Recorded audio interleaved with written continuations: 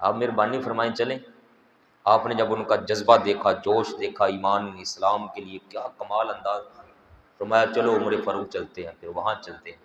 فاروق اعظم نے ایک لائن بنوائی صحابہ کرام کی، ایک لائن ادھر بنوائی، ایک کے آگے سیدنا حضرت امیر حمزہ رضی اللہ تعالیٰ عنہ کھڑے ہوئے، دوسری لائن کے آگے فاروق اعظم کھڑے ہوئے، درمیان میں آقا پاک صلی اللہ علیہ وآلہ وسلم ہے۔ دو لائنوں میں بنا کر سارے صحابہ کرام کو لے کر آئے خانہ کعبہ۔ حضور یہاں ہم نماز پڑھیں گے، وہاں نماز ادا ہوئی۔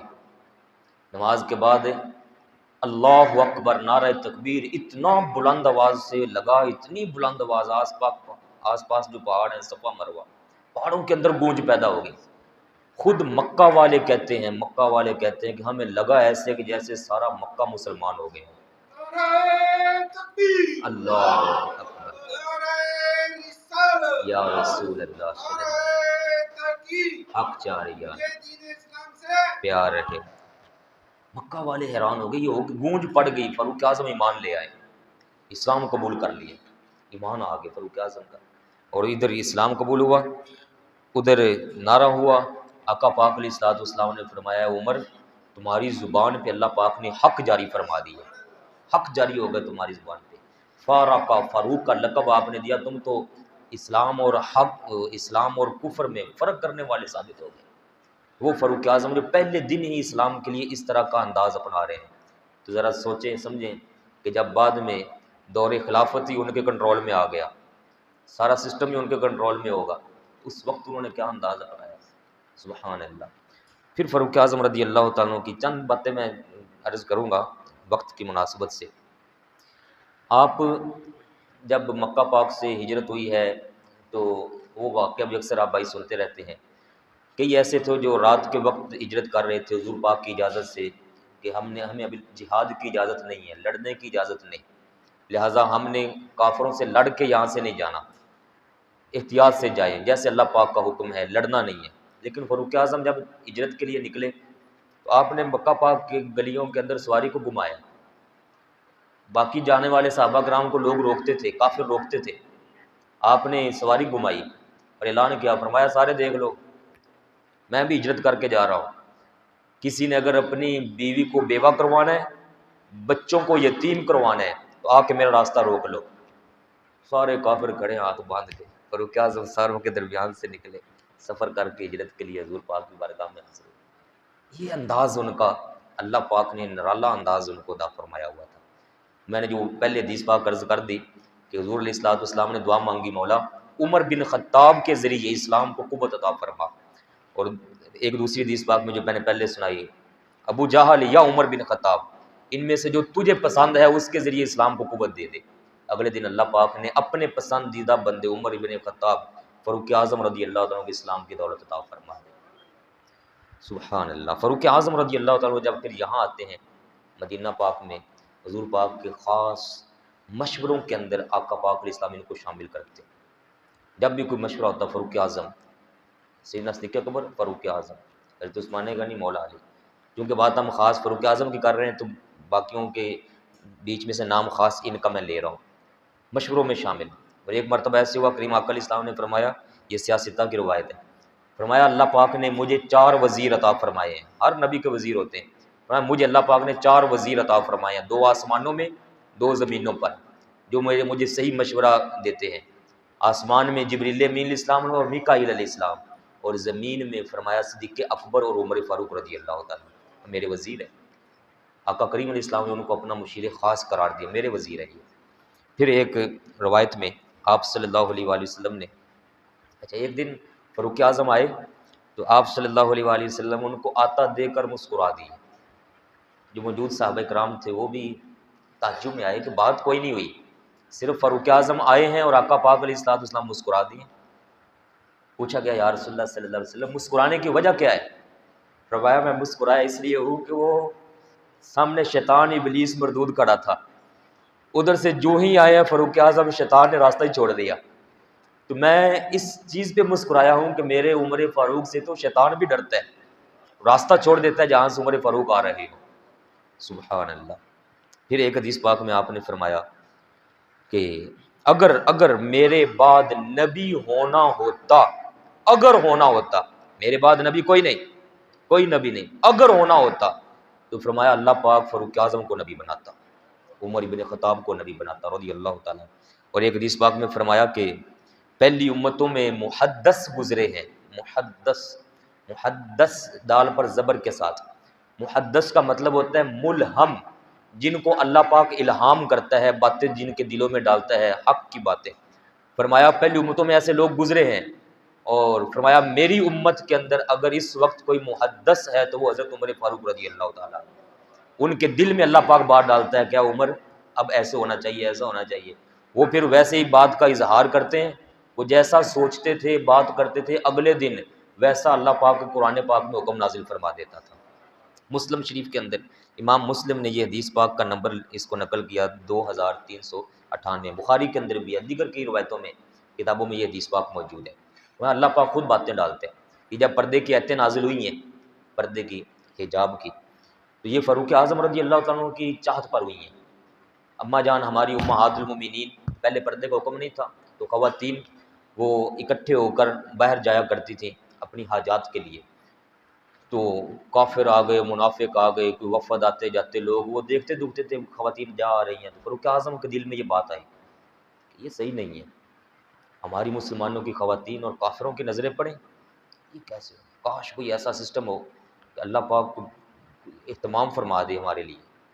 اللہ پاک نے اگلے دن آیت نازل فرمائی، یا ایھا النبی، اے میرے حبیب صلی اللہ علیہ وسلم، قل لازواجک وبناتک ونساء المؤمنین، اپنی پاک بیویوں سے بھی فرما دیں، اپنی پاک بیٹیوں سے بھی فرما دیں، مومنوں کی ساری خواتین سے فرما دیں، یدنین علیہن من جلابیبہن، جب بھی گھروں سے باہر جانا ہو کسی حاجت کے لیے تو اپنے چہروں پر چادریں ڈال لیا کریں، چہرے ننگے کر کے باہر نہیں جانا۔ ان کی چاہت پر اللہ پاک نے آیتیں نازل فرمائی ہیں۔ پردہ، آپ بھی غور کر لیں، ہم بھی غور کریں کہ ہمارے گھروں میں کس حد تک پردے کی پاسداری ہے، کن کی خواتین باہر آتے جاتے ہوئے اہتمام کرتی ہیں، اگر کہیں کمزوری ہے تو اس کمزوری کو دور کریں۔ کہ اللہ پاک نے ان کے دل میں ڈالی بات اس لیے کہ مسلمانوں کی خواتین کو پردہ کرنا چاہیے۔ کسی کی کیا ضرورت ہو ہماری ماں بہن کی طرف دیکھ کر بری نگاہیں یا بری سوچ کے ساتھ اپنے معاملات کو ڈیل کریں گے۔ اللہ تعالیٰ حفاظت فرمائے۔ پھر ایک بڑی آیتیں ہیں، 21 آیات طیبات میں نے ابھی اندر نکالی، 21 قرآن پاک کی آیات، ویسے تو کافی ساری وہ جو اچانک میرے سامنے ایک کتاب میں آئیں، 21 آیات ایسی ہیں جو فاروق اعظم رضی اللہ تعالیٰ عنہ کی چاہت پر اللہ پاک نے نازل فرمائی ہے۔ ان میں سے غزوہ بدر کی ایک آیت ہے، غزوہ بدر ہو گیا، بدر والے جو قیدی تھے ان قیدیوں کو چھوڑنے کا جب معاملہ پیش آیا تو کافی سارے مشورے ہوئے، فاروق اعظم نے ایک مشورہ دیا تھا، حضور قیدیوں کو چھوڑنا نہیں ہے، قیدیوں کو چھوڑنا نہیں۔ آپ نے فرمایا کہ تمہارا کیا خیال ہے؟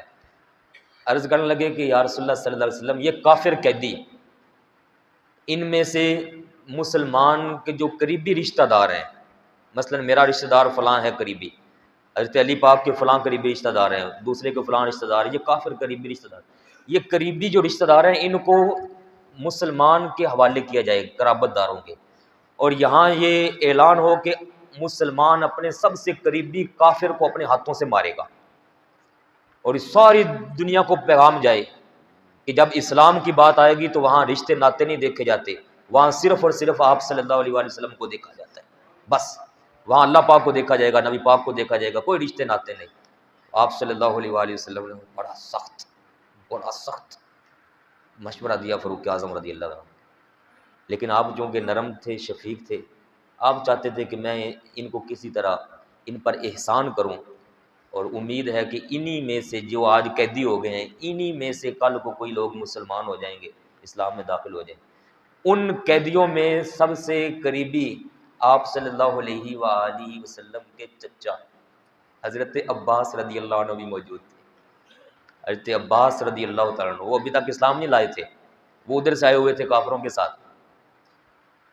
یہی واقعہ پیش آیا تھا جب کریم آقا علیہ الصلوۃ والسلام نے فرمایا نا کہ قیدیوں کو چھڑانے کے لیے رقم پیش کرو، اسلام میں فدیہ پیش کرو، تو حضرت عباس نے کہا میرے پاس تو ہے ہی کچھ نہیں ہے۔ حضرت عباس کہنے لگے میرے پاس تو کچھ بھی نہیں ہے، حالانکہ وہ راستے میں آتے ہوئے اونٹ ذبح کر کر کے کھلاتے آ رہے تھے اپنی طرف سے کافروں کو۔ آپ صلی اللہ علیہ وآلہ وسلم نے فرمایا کچھ نہیں، اے میرے چچا جان کچھ نہیں ہے، کوئی نہیں ہے میرے پاس کچھ بھی۔ آپ نے فرمایا کہ مجھے ایک بات بتاؤ، جب تم چلے تھے مکہ پاک سے، وہاں اپنی زوجہ میری چچی جان کے ساتھ کھڑے ہو کر جو بات کی تھی، فلاں فلاں چاندی، فلاں فلاں رقم، فلاں فلاں سونا فلاں جگہ پر رکھ دینا، اگر کچھ ہو جائے تو اسی طرح سے کر دینا، تو وہ کہنے لگے، آپ نے فرمایا کہ وہ رقم کدھر ہے؟ کہنے لگے کہ اے میرے پیارے بھتیجے، وہ تو میں اور تمہاری چاچی دونوں جنے بات کر رہے تھے اور تیسرا بندہ ہی کوئی نہیں تھا وہاں پہ، تو آپ کو پتہ کیسے چل گیا کہ ہم نے یہ باتیں کی ہیں؟ فرمایا آپ کو پتہ نہیں، میں اللہ پاک کا نبی ہوں اور مجھے اللہ پاک خود بتا دیا کرتا ہے۔ حضرت عباس فرماتے ہیں میں اسی دن وہیں کھڑے ہوئے مسلمان ہو گیا، کہتے ہیں دل سے مسلمان میں ہو گیا، لیکن ابھی ظاہر نہیں کیا، ظاہر تب کیا جب وہ صلح حدیبیہ اور پھر بعد میں مکہ پاک فتح ہونے، تب جا کے اسلام ظاہر کیا۔ بڑے افراد وہ تھے جو یہاں پر قید ہو گئے غزوہ بدر میں، اور بعد میں پھر اللہ پاک نے ان کو اسلام کی دولت عطا فرمائی۔ فاروق اعظم نے وہاں مشورہ دیا تھا کہ قریب قرابت داروں کے حوالے کریں اور گردنیں اڑوائیں ان کی، ان کو پتہ چلے کہ اسلام میں قرابت داری نہیں چلتی، صرف حضور پاک اور اللہ پاک چلتے ہیں۔ لیکن آپ نے ان سے فدیے لے کر ان کو معافی دی۔ کوئی ایسے تھے جو فدیے نہیں دے سکتے تھے، ان کو فرمایا ہمارے مسلمان بچوں کو لکھنا پڑھنا سکھائیں، جو لکھنا سکھا دے گا اس کو آزادی، جو پڑھنا سکھائے گا اس کو آزادی۔ آپ نے اس طریقے سے تعلیم کا سسٹم جاری کروایا۔ جب قیدی رہا ہو گئے، سورہ الانفال کی 10ویں پارے میں آیت اللہ پاک نے فرمایا میرے حبیب صلی اللہ علیہ وسلم، ابھی تو آپ نے فیصلہ فرما دیا اور میں نے بھی کوئی آپ پر وحی نازل نہیں کی تھی کہ ان کے ساتھ کیا کرنا ہے، لیکن آئندہ ایسا ہی ہو، اگر کافر پکڑے جائیں تو پھر جو فاروق اعظم مشورہ دے رہے ہیں نا، ایسا ہی ہونا چاہیے، میں رب بھی یہی چاہتا ہوں کہ ایسا ہی ہونا چاہیے۔ تو ان کی چاہت پر اللہ پاک نے پھر وہ آیت بھی نازل فرمائی، اور بڑی آیات طیبہ جو فاروق اعظم کی چاہت پر نازل ہوئی۔ میں نے یہ حدیث پاک سنائی نا کہ مسلم شریف کی، جن سے اللہ پاک بات کرتا ہے، دل میں بات ڈالتا ہے، ملہم الہام جن کو کیا جاتا ہے، محدث ہیں فاروق اعظم اس امت کے رضی اللہ تعالی عنہ۔ ایک دن فاروق اعظم رضی اللہ تعالیٰ عنہ آقا پاک علیہ السلام بیٹھے ہوئے ہیں، تو آپ صلی اللہ علیہ وآلہ وسلم نے فرمایا کہ ابھی تمہارے پاس ایک جنتی بندہ آئے گا، جنتی آئے گا ابھی تمہارے پاس۔ صحابہ کرام نے نظریں اس رستے پر لگائی جہاں سے لوگ آ رہے ہیں، تو وہاں سے داخل ہونے والے حضرت سیدنا صدیق اکبر رضی اللہ تعالیٰ، سب نے کہا ابو بکر صدیق جنتی آ گئے۔ وہ آ کر بیٹھے ہیں تو آپ صلی اللہ علیہ وسلم نے فرمایا کہ ابھی پھر تمہارے پاس ایک جنتی آدمی آئے گا۔ صحابہ اکرام پھر دیکھ رہے ہیں دروازے کی طرف، تو اگلا بندہ آنے والا حضرت سیدنا فاروق اعظم رضی اللہ تعالیٰ عنہ۔ ترمذی شریف کے اندر اس کا نمبر ہے 3694۔ دنیا میں ہی ان کو جنتی ہونے کی بشارت عطا فرما دی گئی۔ احد پہاڑ پر آپ صلی اللہ علیہ وسلم شریف لے گئے، بخاری شریف کی یہ روایت ہے، تو احد پہاڑ بھی وجد میں آ گیا، وہ جھوم اٹھا۔ عام طور پر ہم کہتے ہیں زلزلہ طاری ہو گیا عام طور پر، اور اہل محبت کہتے ہیں کہ احد پہاڑ اس سے پہلے تھما ہوا تھا، بعد میں تھما رہا، جب حضور پاک اس پر گئے ہیں تو اس وقت احد پہاڑ نے حرکت کی۔ اہل محبت کہتے ہیں کہ وہ بھی جھوم گیا، آج مجھ سے زیادہ شان والی کائنات میں جگہ کوئی نہیں ہے، مجھ پر حبیب خدا آ گئے ہیں، مجھ پر سیدنا صدیق اکبر اور سیدنا فاروق اعظم اور سیدنا عثمان غنی آ گئے۔ تو آپ صلی اللہ علیہ وآلہ وسلم نے فرمایا احد پہاڑ سے رک جا، رک جا، ٹھہر جا۔ احد پہاڑ تھم گیا، وہیں رک گیا۔ ایک دوسرے فرمانے علی شان میں فرمایا احد پہاڑ ہم سے پیار کرتا ہے، ہم اس سے پیار کرتے ہیں۔ ہمارے بابا جان سرکار جب گئے نا عمرہ کے لیے اپنے دور میں، بابا جی بڑے بابا جی نگینہ سرکار، تو انہوں نے اپنے دوستوں سے کہا یار میں تمہیں آج ایک ایسا عاشق رسول دکھاتا ہوں جو آپ صلی اللہ علیہ وآلہ وسلم کے دور میں بھی تھا اور آج بھی موجود ہے۔ لوگوں نے سمجھا کوئی بندہ ہوگا، کوئی انسان ہوگا، کوئی جن ہوگا جو آج ہمیں دکھایا جائے گا، اس کی عمر بڑی لمبی ہو گئی ہوگی۔ تو بابا جی اپنے دوستوں کو لے کر احد پہاڑ پر چلے گئے، فرمایا یہ احد پہاڑ تب کا عاشق رسول ہے اور آج بھی دیکھ لو موجود ہے۔ پھر آپ نے وہاں یہ حدیث پاک سنائی، فرمایا حضور پاک علیہ السلام نے فرمایا کہ احد پہاڑ ہم سے محبت کرتا ہے اور ہم اس سے محبت کرتے ہیں۔ تو احد پہاڑ وجد میں آیا، کریم آقا علیہ السلام نے فرمایا ٹھہر جا، تو جانتا نہیں تیرے اوپر اللہ پاک کے حبیب میں اللہ پاک کا رسول نبی موجود ہوں، اور تیرے اوپر ایک صدیق موجود ہے، اور تیرے اوپر 2 شہید موجود ہیں، ابھی موجود ہیں سیدنا عثمان غنی اور سیدنا فاروق اعظم، لیکن آقا پاک جانتے ہیں ان کی وفات بھی کیسے ہوگی۔ فرمایا 2 شہید موجود ہیں، بعد میں اللہ پاک نے ان دونوں کو شہادت کا مرتبہ عطا فرمایا، اور دونوں ہی مظلوم شہید ہوئے ہیں۔ سیدنا فاروق اعظم کے ساتھ بھی اچانک حملہ ہوا دوران نماز فجر کے ٹائم، اور سیدنا عثمان غنی کا بھی آپ نے تذکرے سنے پچھلے دنوں میں، ان کو بھی ظلماً شہید کیا گیا۔ اور پھر ایک فرمان عالی شان کے اندر آپ صلی اللہ علیہ وآلہ وسلم نے یہ سیدنا فاروق اعظم نے اجازت مانگی تھی. ترمذی شریف کے اندر اس حدیث پاک کا نمبر ہے 3562. اجازت لینے کے لیے آئے، یا رسول اللہ صلی اللہ علیہ وسلم اگر آپ اجازت دیں تو میں عمرہ کے لیے جانا چاہتا ہوں. سنیے گا محبت کا انداز. آپ صلی اللہ علیہ وآلہ وسلم نے فرمایا کہ ٹھیک ہے، میری طرف سے اجازت ہے، لیکن یا اخی اے میرے بھائی، اپنی دعاؤں میں مجھے بھی یاد رکھنا. اللہ اکبر. اے میرے بھائی، عمرہ کے لیے جا رہے ہو تو اپنی دعاؤں میں مجھے بھی یاد رکھنا. اور اگلے جملے ہیں ولا تنسنا، ہمیں بھول نہ جانا، اپنی دعاؤں میں ہمیں یاد رکھنا، بھول نہ جانا اے میرے پیارے بھائی. حضرت عمر فاروق کو کریم آقا علیہ الصلوۃ والسلام نے اس موقع پر محبت بھرے انداز میں اپنا بھائی بھی قرار دی ہے. اب میرے لیے بھی دعائیں کرتے رہنا. اب دعائیں تو کیا ہونی تھی، دعائیں تو آقا پاک کے صدقے سے سب کو ہر شے عطا ہو رہی ہے، لیکن امت کو یہ پیغام دے دیا کہ میں اللہ پاک کا نبی وہ ہوں جو حضرت عمر فاروق سے اس درجہ پر جا کے محبت اور پیار فرماتا ہوں. آج مومنین کو یہ سبق ذہن میں رکھنا چاہیے. اگر کوئی شخص فاروق اعظم کے متعلق معاذ اللہ نعوذ باللہ کوئی نیگیٹو سوچ لے جاتا ہے، جس طرح سے کہ پروپیگنڈے کیے جاتے ہیں آج کل، وہ بندہ پھر اپنے ایمان کی فکر کرے. وہ تو بخشے ہوئے لوگ ہیں، ان کو تو مقام مل چکے ہوئے ہیں. پھنسنا اسی بندے نے جو آج ان کے متعلق نیگیٹو سوچ رکھے گا. اللہ تعالیٰ ہدایت نصیب فرمائے. پھر جب فاروق اعظم کا دور خلافت آتا ہے، واقعات بڑے سارے ہیں، ان کی شانیں ہم سنا نہیں سکتے. ہمارے قبلہ بابا جان سرکار نے اس پر ایک شعر لکھا. آپ فرماتے ہیں کس دی طاقت رتبہ بیان کر سکے، طیبہ والد دلدار فاروق دا. طیبہ والد دلدار فاروق دا، طیبہ والے محمد دی آغوش وچ.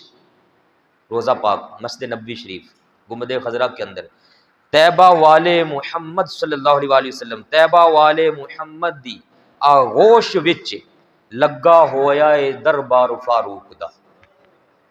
جس دا نام سن کے کمبدے نے کسرا جائے، او دے کرتے دے پیوند نہیں جاندے گینے. سادگی اتنی. جنتی آنکھ کے دتا ہے عمر نو، لقب خود شاہ ابرار فاروق دا. وہ شانیں ان کی ہم کیا سنا سکتے ہیں، یہ صرف ہوتا ہے ان کی بارگاہ میں اپنی حاضری پیش کرنے کے لیے. کل کو جب اعمال کھولیں گے نا تو وہاں لکھا ہوگا کہ اس بندے نے فاروق اعظم کی شان میں چند جملے بولے اور یہ فلاں فلاں صاحب سن کر مسکرا رہے تھے، خوش ہو رہے تھے. جو ان کی تعریف سے خوش ہو جائیں گے انشاءاللہ اللہ پاک ان پر بھی خیر فرما دے گا. اللہ اکبر. جب آپ کا دور خلافت آتا ہے تو ایک دن آپ نا شام کے سفر پر تھے تو رستے میں دریا آیا. اس دریا کا وہ حصہ جہاں پانی بالکل تھوڑا تھا وہاں سے آپ گزرنے لگے. آپ کے ساتھ تھے حضرت ابو عبیدہ ابن جراح رضی اللہ تعالیٰ عنہ.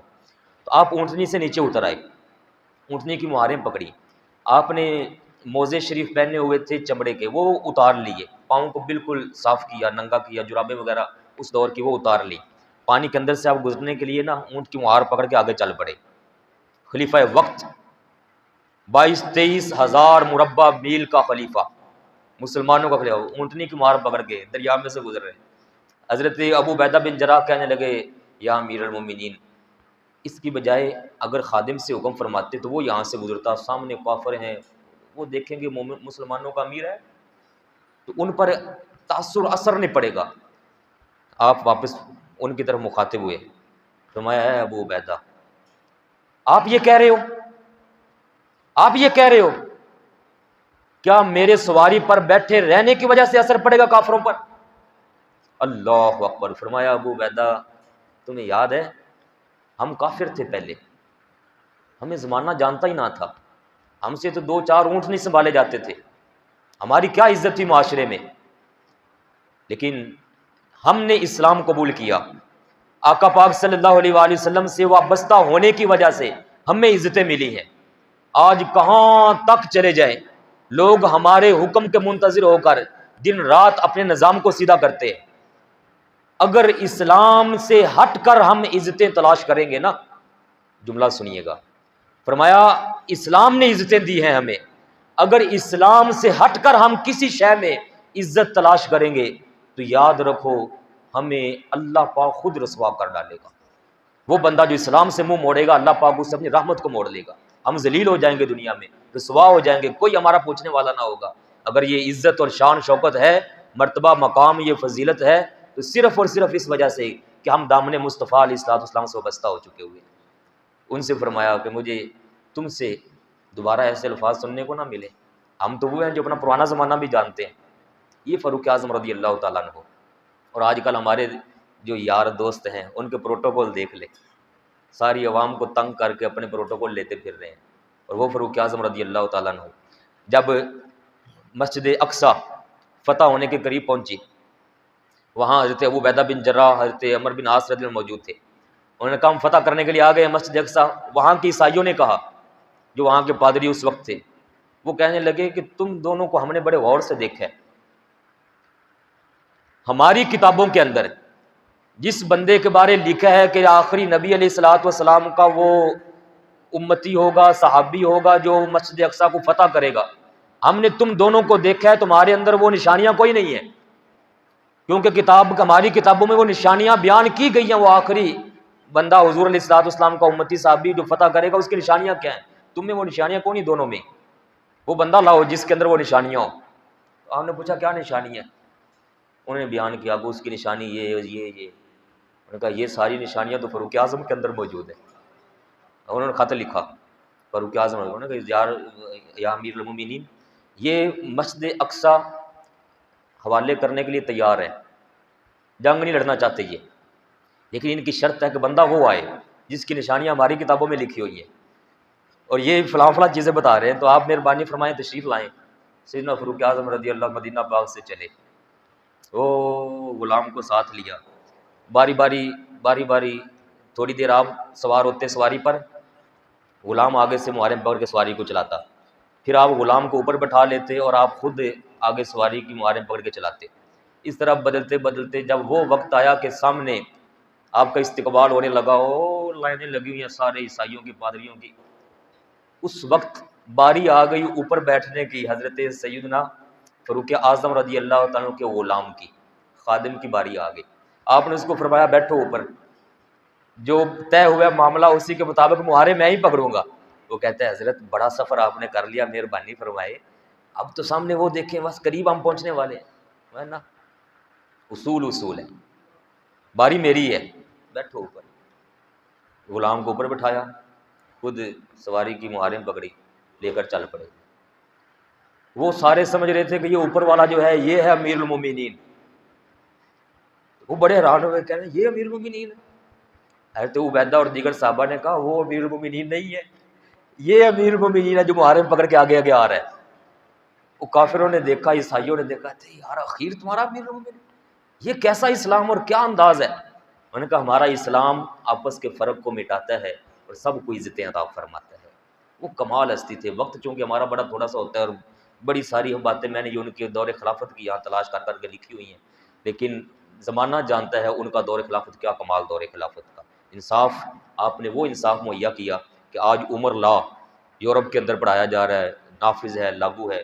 وہ لوگ فاروق اعظم کے بتائے ہوئے قوانین سے اپنی زندگیاں بدل رہے ہیں، سسٹم کو بدل رہے ہیں، اور ہمارے سسٹم کے اندر وہ آپ مجھ سے زیادہ خوب جانتے ہیں کہ ہمارا یہاں پر کیا ہے۔ دعا کریں پیارے بھائی اللہ پاک ہمیں ان کے فیض سے ہمارے مسلمانوں کو بھی فیض عطا فرمائے، اور وہ پیارا نظام ہمیں نصیب ہو جائے جس کے اندر جینے کے بھی عجیب ہی مزے ہوا کرتے ہیں۔